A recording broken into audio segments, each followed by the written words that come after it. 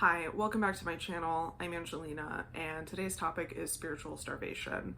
I'm choosing to cover this topic today because I think it might be the biggest problem facing society. I've been watching so much YouTube, and I've been learning things about age gap relationships, about serial dating, the definition and theoretical importance of attraction, rural America, psychosis, therapy, you name it, I've been watching it. And from all of this content that I've used to educate myself, I've seen one common thing. People are lost, and they don't have the same resources that we used to have, namely community. But within that, spirituality and a connection to the collective consciousness. I'm not talking about God. I'm talking about a divine connection to the universe and allowing that connection to lead how you move through life with a conscious awareness of humanity's connection to nature and a recognition that without that connection, we starve.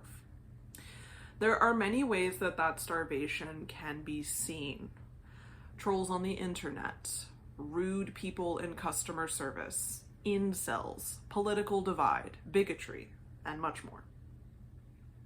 The question behind the action isn't necessarily what's wrong with this person that makes them act this way, but what is missing in their lives that removes their ability to see that their humanity is the same as the person sitting across from them, meaning that we all have the same fundamental needs.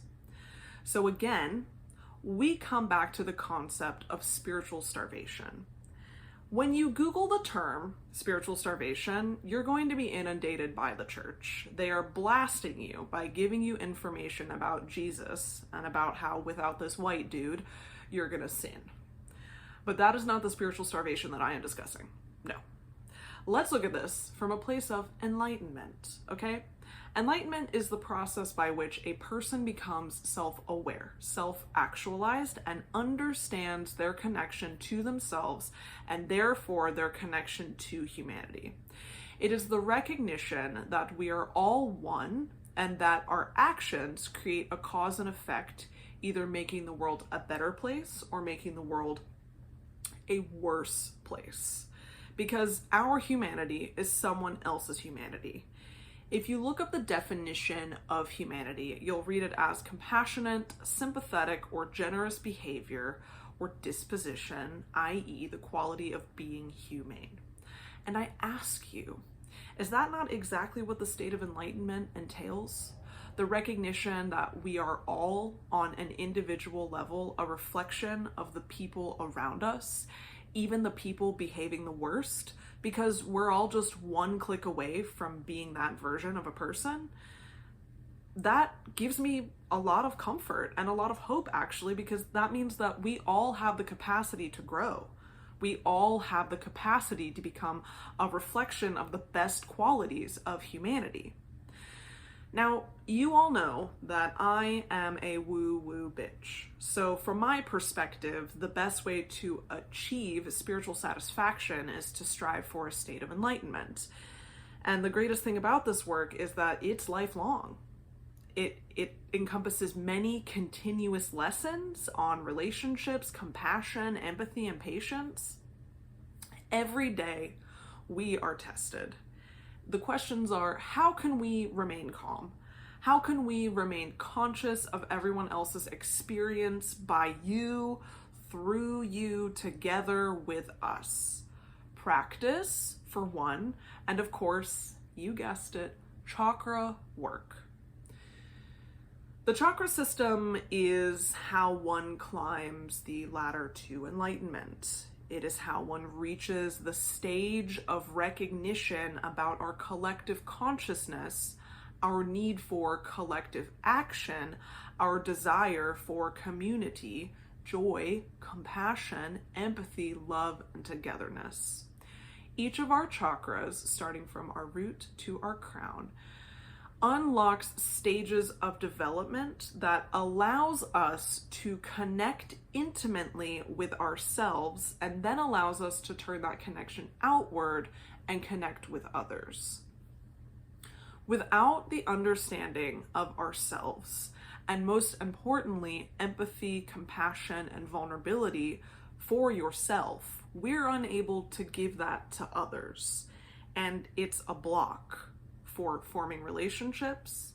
It's a block for the world.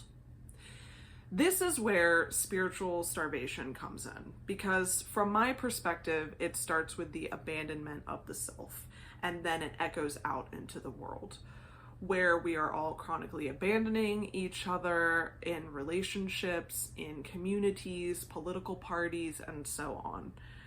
Those wounds we have are then reflected back to us over and over until we are able to heal the wounds inside and reflect a new interior into the world.